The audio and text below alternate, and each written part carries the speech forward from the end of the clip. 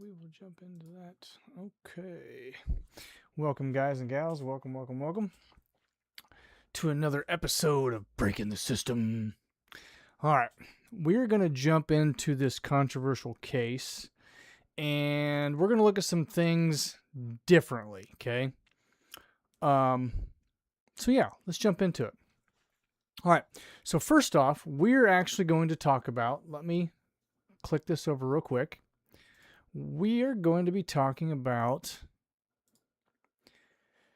Hollywood Babylon, Keith Anger's book that he wrote in 1959. Okay, so when I'm making reference, this is what I'm making reference to. I'm making reference to this book that we're talking about. Okay, so just keep that in the back of your mind as we go through this. All right, because there are some similarities to this particular case and the framework that's kind of like built in behind it. All right. So in 1959, Kenneth Anger dropped a book called Hollywood Babylon, and it was full of the usual scandals we've talked about a little bit, right? But buried in all that dirt was a pattern that kept showing up over and over. When things got messy, when a marriage was falling apart, when an institution needed an out, when someone had to take the fall, they reached for the same move. They call the woman crazy. Label her unstable. They get her committed.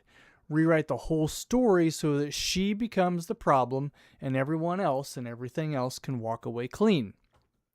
And so madness wasn't treated like a medical emergency. It was treated like the perfect plot device. Because remember, back when we started opening mental insane asylums, if you were married and the woman didn't do exactly what the man wanted to, he could have her committed to an insane asylum until she agreed to do what the man was asking her to do. Okay? So that's kind of like the whole premise behind this topic. Okay? Not that women need to do what men say, but in that there are two sides to every story. Are we getting the truth, the actual truth of what is really taking place within history? Or are we getting what is being fed to us by whatever proverbial machine? Okay? And so let's fast forward to today. So closing arguments are happening in Plymouth, Massachusetts in the trial of Lindsay Clancy, the mother and former labor and delivery nurse that's accused of killing her three young children, Cora, Dawson, and Kaylin, during what the defense say was a complete psychiatric collapse, postpartum psychosis, and a long paper trail of her begging for help, a rapid, dangerous spiral through a pile of heavy psychiatric meds, and the prosecution looks at stories, or search histories, timings, and says that it was all planned. But, and here's a big but, if we open YouTube, TikTok, or Reddit tonight, a huge chunk of people aren't really talking about the medical records or the legal standard. They're running the exact same old Hollywood script that I was just talking about. And the theory goes like this. The husband, Patrick Clancy, saw she was struggling, used her psychiatric history as a cover, did the killings himself while he was supposedly out running errands, and then staged the whole thing, her suicide attempt, so that she'd take the blame. And so why does that story keep spreading even when the policy or the police evidence points the other way, like the majority of it, right? Because a calculated frame-up feels like a movie we already know how to watch. A broken medical system and a mother who completely lost contact with reality, that's a different kind of horror, and a lot of people would rather not sit with that or don't know how to sit with that. Okay? So this is Breaking the System. This is episode 85, and we're going to jump into this right after this. The curtains rise, the lights burn bright. You're blinded now, can't see the fight. Smoke and mirrors, they lead the way. Fooling hearts night after day. Welcome to the show, it's all pretend. The smiles, the lies, the perfect end. All right, back we are. Here's a kind of little, I don't have a paid anything. I'm not being paid by anybody, but you got to get you some McAllister sweet tea. Like, it's the best. That's my opinion. I'm sticking to it. Okay, so let's talk about why the Crazy Wife story is such a classic, and it is such a classic. In old Hollywood noir, and in real life back then, if a woman became inconvenient, if she had leverage, if she threatened someone's image or money, the playbook was very simple. You gaslight her. Document every sign of instability. Make sure that when it all fell apart, no one would believe a word that she said. And once someone is labeled insane, they lose their voice. They lose all credibility. They basically stop being treated like a full person. They become a blank surface. The public can project whatever story that they want to onto that surface or onto that person, okay? And that's the pattern that Anger was pointing out in Hollywood Babylon. People don't usually want the complicated institutional explanation. They don't want to hear about medical failures or systemic pressure. They want a clear villain and a clean story that separates the good guys from the evil, vile monsters of the world. And that same impulse is alive and well online right now. Okay? So if you only follow the case on social media, you'd think the central question is whether Patrick Clancy is some mastermind. But in the courtroom in Plymouth, the jury has been looking at a very different set of facts. Lindsay Clancy wasn't some silent, unnoticed problem. She was a nurse at Massachusetts General. After her third baby, she knew something was wrong. The medical records show she checked herself into a psych facility, called crisis lines, went to the ER, and told doctors straight up, "Hey, I'm really sick. I think something is wrong with me. Help me." Okay? What she got back was a cascade of prescriptions. Over about 4 months, she was put on something like 13 meds, I think I read. Different psychiatric medications, high doses of SSRIs, anxiety or anti-anxiety meds, sedatives, mood stabilizers, by different providers, by short Zoom appointments, and almost no real coordination between these doctors, which is a huge red flag. Like, hello, right? Why are we not like, right? Am I crazy with this? Like, should we not be looking at this stuff? Like, why is the medical directive like go to different doctors and you get 100 different medications from all different doctors? Like, that right there just blows my mind right away. Okay. And so court toxicologists and defense experts talked about how the system just kept adjusting meds without tracking the neurological fallout, including the effects of rapid withdrawal, which is a thing. Okay. When she tried to get higher level residential care a few weeks before the tragedy, she was discharged after only 1 day because she didn't present an active, explicit suicide plan. So she didn't fit the norm, right? So to speak.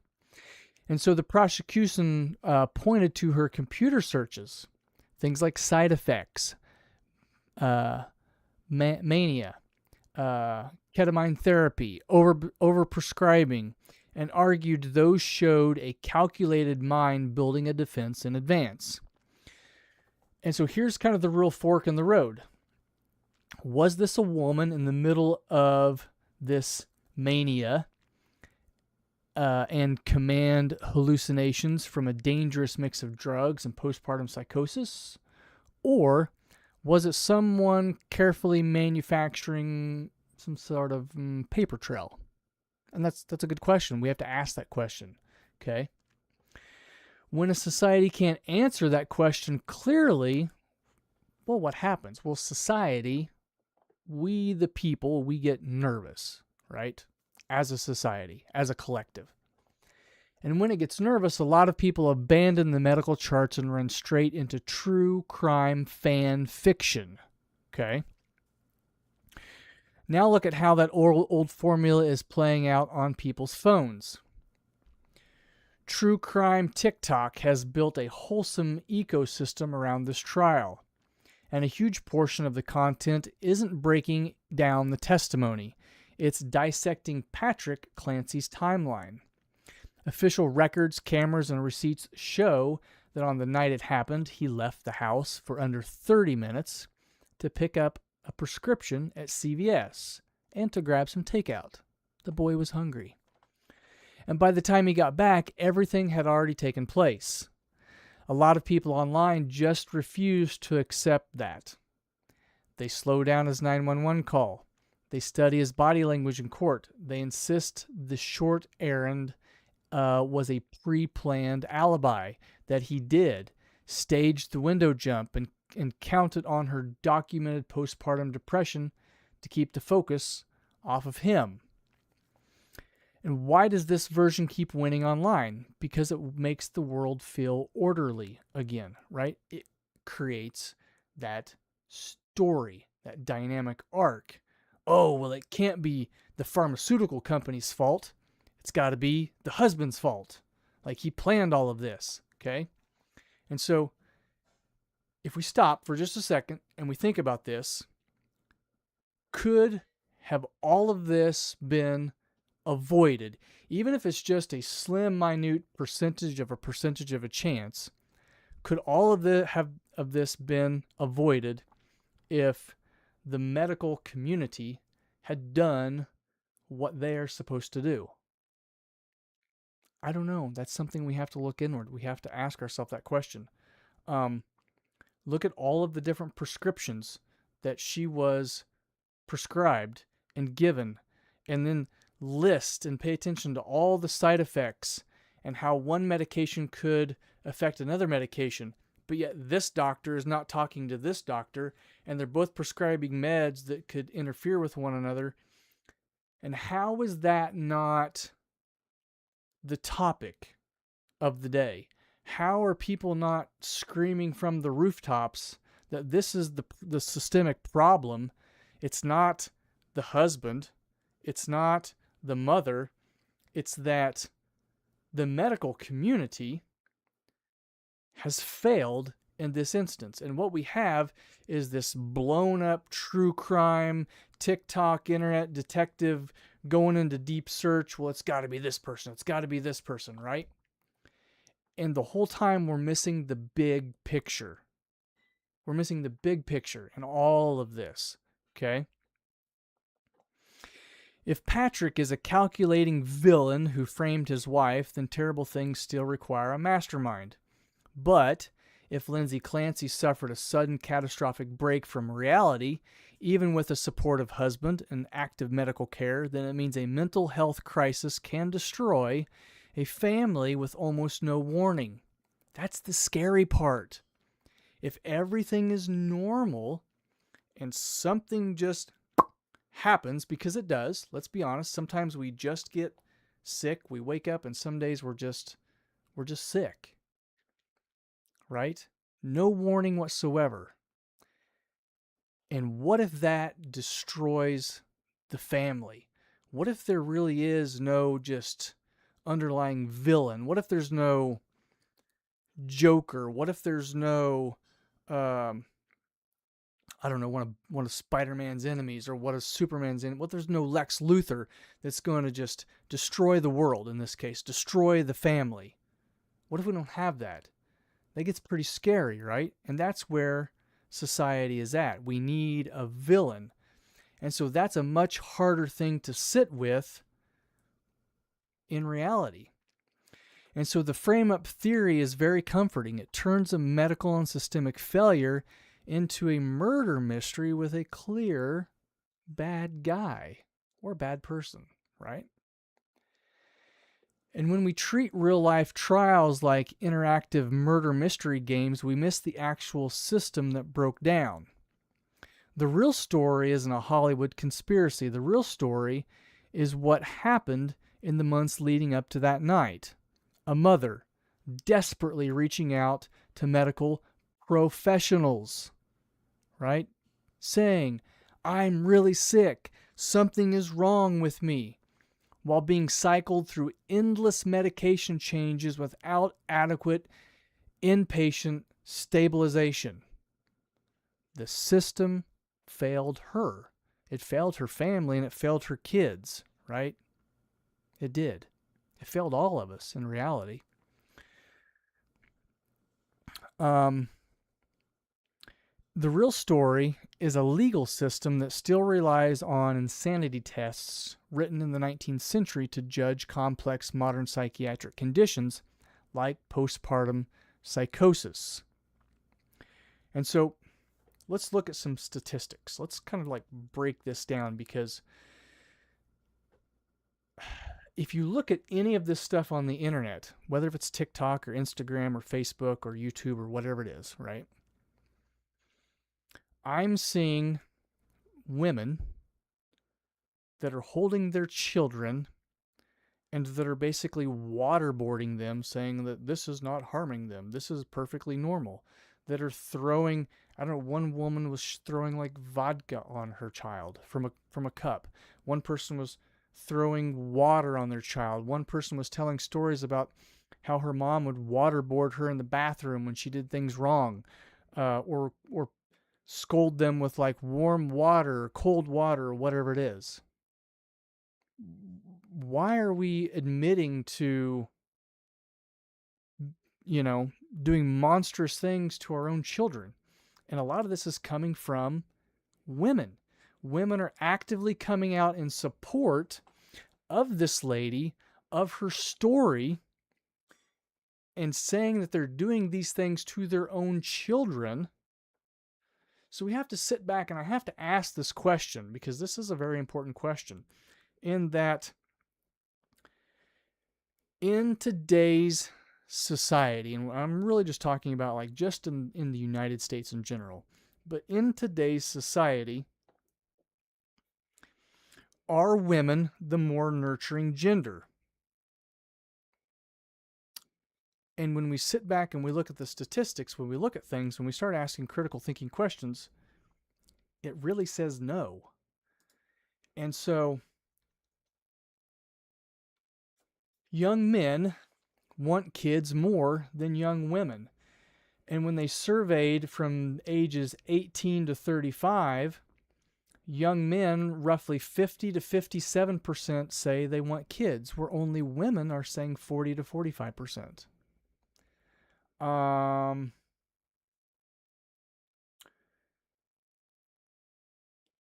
64% of child-free young women, whereas we have 50% of child-free young men. So there are a lot more younger women that don't have kids, that don't want kids.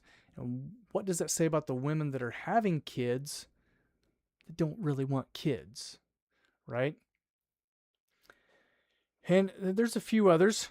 If we look at abortion, and I know this is a really like hard taboo topic to talk about, but we have to talk about abortion because the idea of wanting children and not wanting children, abortion kind of plays into that. Whatever your beliefs and whatever that is, we've kind of lost this moral high ground, this moral backing, this moral compass as a country in saying that it's right for me to abort a child up until birth because, what was it, Massachusetts or Maine or whatever, there's one of the states that starts with an M, I think it was Massachusetts, just passed a bill saying that women could have an abortion from conception up to birth. Up to birth. Like, that is a baby. That is a human being. I'm sorry. There's the moral high ground. There's a moral obligation. Morally, as a collective unit, that child should live. I'm sorry. If you don't agree with me, put those comments down below. I'd love to have that conversation. Um, but as a society, when our population is shrinking because we're not having enough kids, we have, what is it? The stats are like 1.4, I think, is where the United States are right now, or 1.5. And once we get to 1.2, we're talking about in the family unit as a percentage. Once we hit to 1.2, it's what they call a population collapse from the inside out. And there's been documented populations, cities, civilizations that have come to a breaking point where they have collapsed from the inside because they're not having enough children to replace the people that are dying. And that's exactly where the United States is at. We're having too many abortions. So when we look at abortion, the numbers, the statistics, 1 in 4 women, 25% of women in the U.S. are expected to have an abortion by the age of 45. One in 4. 20% of U.S. pregnancies, roughly 1 in every 5 pregnancies in the U.S. ends in an induced abortion. That's insane, right? There are roughly 200 abortions for every 1,000 live births in the U.S. each year. Those numbers are staggering, absolutely staggering. And so when we look at that, when we add that into this story, and when we look at ourselves as a society, are women more nurturing than men? I don't know. I think we're finally flipping the script where men are becoming more nurturing, where women are, and I'm not being mean towards women at all. I think women are trying to grasp at what reality is for them, what meaning is for them, where is their place, or what is their role in the world, in society. Think of all of the other arguments that we could have across the board right now. What is a woman? We can't define it. We have an NBA and we have a WNBA, which stands for the Women's National Basketball Association, but yet they want to have or to let men come in. Like, I just don't know, right? It's just the wildest stuff, just the wildest stuff. And so I think this court case, this is going to become precedent, especially when we're looking at all of the women online that are saying all of these things about their kids, that are showing us all of the things that they're doing to their children. It really resonates that as a society, we've become something that I don't like. We've become very demonic.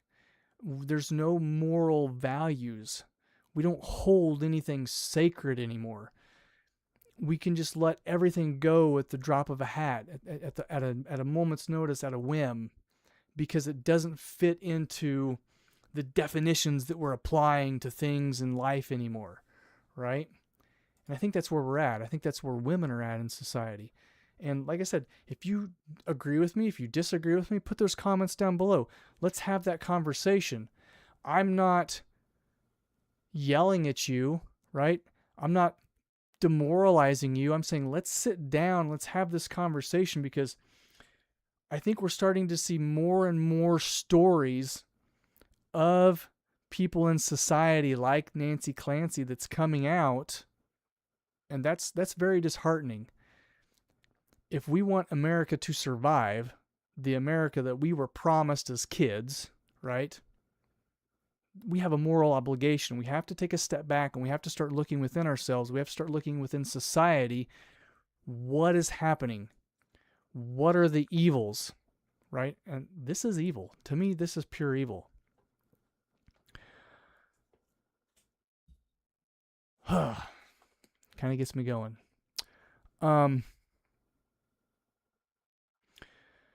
So there's a couple questions that we have to ask ourselves, like always, right? Always leave on a critical thinking question, because I want you guys to critically think about everything. I don't want you to leave any of my sessions, any of these podcasts, and be like, I completely agree with everything that he has said. No, I want you to question me. I want you to question everything. I want you to be critical, right? Use your brain power. So when a tragedy happens, why are we so quick to invent a Hollywood conspiracy about an evil mastermind, and so slow to hold our healthcare and legal systems accountable for failing to prevent it in the first place? Been asking that the whole time. The whole time I've been watching this court case, I'm like, why are we not talking about what we're supposed to be talking about? This is what we need to be talking about, okay? When true crime culture turns human tragedy into Hollywood Babylon-style sensationalism, the internet gets its entertainment, the algorithm gets its clicks, and the systemic gaps in our healthcare and legal framework, well, they stay completely hidden in the dark, where the elites and the bankers, well, they like that stuff. Because if we know about it, they don't make any money off of us, right? No one's held accountable. Okay? So until we stop looking for movie twists, we're never going to fix the system that is failing real people in the real world right now and in the future. Okay? So as always, this is Breaking the System. I am your host. Ask questions. Be critical. Right? Look at what's going on underneath the surface. We have to find moral high ground in society. We have to come together. All right. So with that, until next time, peace. Love you. Have a good day.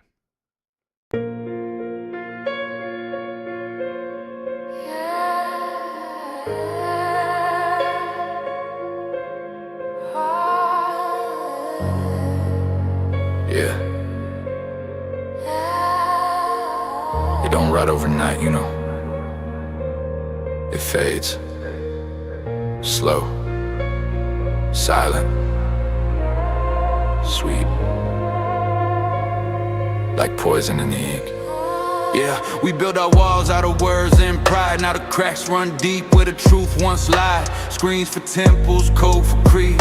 We worship the lie that feeds our feet. Every echo shake, every thought rehearsed. History written in reverse. The prophets scroll, the prophets sell, and heaven's algorithms ring the bell. Cold truth decays in the open air. Whispers drown in electric prayer. Life fades slow and we don't see. The rock grows deep in our belief. Bangs the sound in the open air. Rust on the words we used to swear. Life fades slow but I still see The ghost of